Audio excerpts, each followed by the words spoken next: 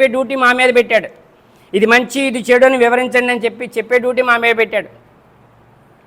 కాబట్టి ఇక్కడ గమనించాల్సిన విషయం ఏంటంటే గ్రంథాధారం ఉండాలి. ఊహలు భ్రమలు ఎంట నడవటం కాదు.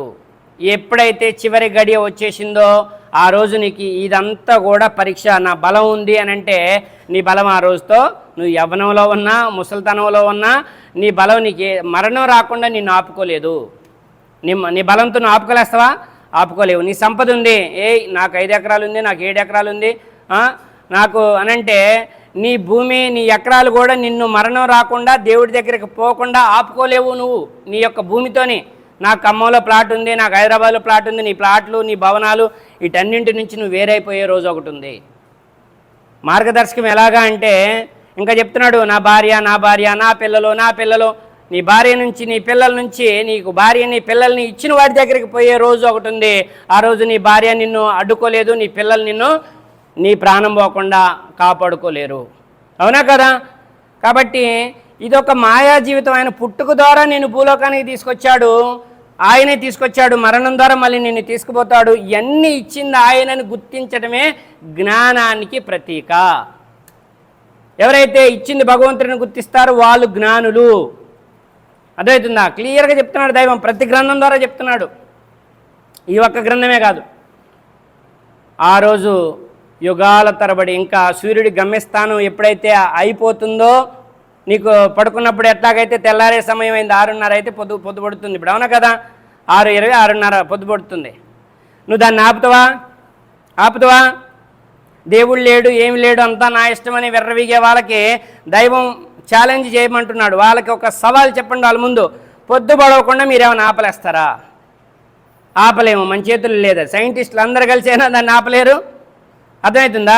కోటీశ్వరులు, భూమి మీద ఉన్న కుబేర్లు, ఏది అనిల్ అంబానీ, ముఖేష్ అంబానీ, ఇంకెవరైనా మొత్తం ఎవరినైనా తీసుకోండి, వాళ్ళందరూ కోటీశ్వరులు అందరూ కలిసి ఏమన్నా సూర్యుడిని ఉదయించకుండా ఏమైనా ఆపలేస్తారా? మీరు అనుకుంటున్నారే శక్తులు, ఏడ శక్తి ఉంది, ఆడ శక్తి ఉంది, ఆడికి పొద్దు కలిసి వచ్చింది, మీరు అనుకుంటున్న శక్తులు అందరూ కూడా కలిసి సూర్యుడు ఉదయించకుండా ఆపలేరు, సూర్యుడు అస్తమించకుండా ఆపలేరు, మరణం రాకుండా ఆపలేరు, దేవుడి దగ్గరికి నిన్ను తీసుకుపోకుండా ఆపలేరు.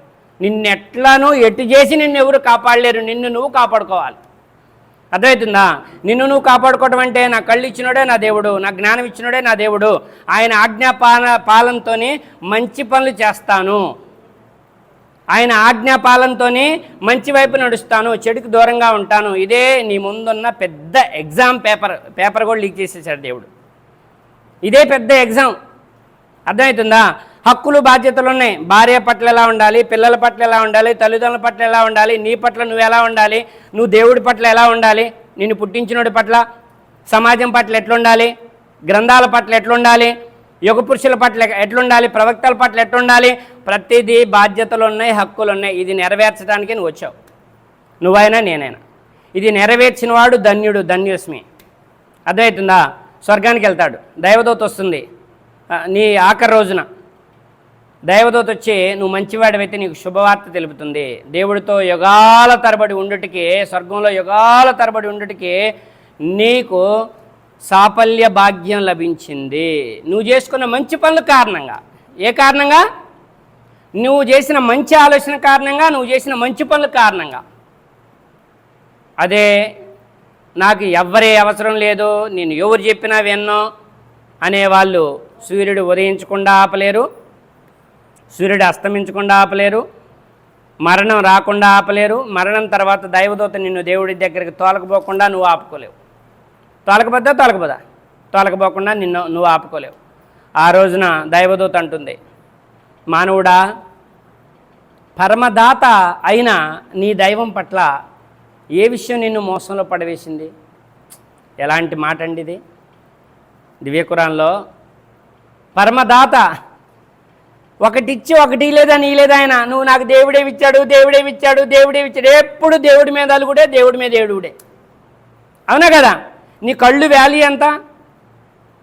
1 లక్ష 10 లక్షలో ఏదో అంటున్నావు కదా, అప్పు దేరలేదనో ఇంకేదో దేరలేదనో, ఒక 20 లక్షలు ఇస్తే నీ 2 కళ్ళు వ్యాలీ కట్టాడు, పెడతావా? 2 చేతులు వ్యాలీ ఎంత? 2 చేతులు వ్యాలీ ఎంత? 2 కాళ్ళు వ్యాలీ ఎంత? ఎవరిచ్చారు నీకు ఆ 2 చేతులు? ఎవరిచ్చారు 2 కళ్ళు? ఎవరిచ్చారు నీకు మెదడు? నీ మెదడు తీసి ఆడ పెడతావా? ఒక 50 లక్షలు ఇచ్చే వాళ్ళు ఉన్నారు రెడీగా సంతకం చేసి, నాకు ఇది అక్కర్లేని పిచ్చోడిగా బతుకుతా, నాకు మెదడు అక్కర్లేదు, ₹1,00,00,000 50 లక్షలు ₹1,00,00,000 విలువ కట్టలేస్తావా? ఏమిచ్చాడు నాకు దేవుడని ప్రశ్నించే ముందు నీకు మెదడు ఎవరిచ్చారు? ఏమిచ్చాడు నాకు దేవుడని నేను దేవుడిని నమ్మాలనే బదులు ముందు నీకు కళ్ళు ఎవరిచ్చారు? కళ్ళు దేనికి వాడమన్నాడు? మెదడు దేనికి వాడమన్నాడు? ఎందుకు వాడమన్నాడు? చూడండి, దేవుడు నీ యొక్క మనసు స్వేచ్ఛ నీకు ఇచ్చాడు, కానీ కళ్ళ పని చెవులకీలా, చెవుల పని కళ్ళకీలా, నోటి పని కళ్ళకీలా, కళ్ళ పని నోరుకీలా, చేతుల పని కాళ్ళకీలా, కాళ్ళ పని చేతులకీలా, చేతుల పని చేతులదే, కాళ్ళ పని కాళ్ళదే, కళ్ళ పని కళ్ళదే, చెవుల పని చెవులదే, మెదడు పని మెదడుదే. అర్థమవుతుందా? ముక్కు పని ముక్కుదే. ఏ అవయవం ఏ పని చేయాలో ఆయనే డిసైడ్ చేసి పంపించాడు. నీ ఇష్టం ఏం లేదు.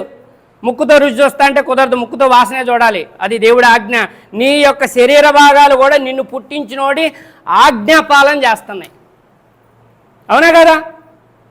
కాబట్టి ఇదొక మాయా జీవితం, అద్భుత జీవితం కాదంటలే. కానీ నువ్వు దైవాన్ని తెలుసుకోకపోతే అంతా మాయమైపోయింది. ఒక్కసారే ఏదో సాధిద్దాం, ఎంతో సంపాదిద్దాం అని ఆరాటపడుతూ రేపు ఎంత సంపాదించాలి, ఇవాళ ఎంత ఉందని లెక్కలు వేసుకునే వాళ్ళందరూ కూడా జాగ్రత్తగా వినండి. రూపాయి బిల్ల ఎమ్మటి రాదని మీకు తెలుసు, నాకు తెలుసు. రేపు అనే ఆయుష్ని మీకు ఇచ్చిన వాడు ఈ శరీర భాగాలే కాదు. రేపు 24 అవర్స్ ఇవాళ గడిచిపోయింది, రేపు 24 అవర్స్ నీకు భూమి మీద ఆయుష్ కావాలంటే నీ కోట్లతో కొనగలవా? నీ దగ్గర ఎకరాలతో కొనగలవా? నీ దగ్గర బుద్ధి బలంతో కొనగలవా? నీ ఖండబలంతో కొనగలవా? దేనితో రేపు 24 అవర్స్ ఆయుష్ని నువ్వు కొనలేస్తావు? దైవం అంటే తెలుసుకో, దేవుడంటే భయపడు, ఆయన్ని ఆరాధించు. మానవుణ్ణి భూలోకంలోనే ఉన్నత ఉన్నత ఉన్నత స్థానం ఇచ్చిన మహోన్నతుడు దైవం అంటే.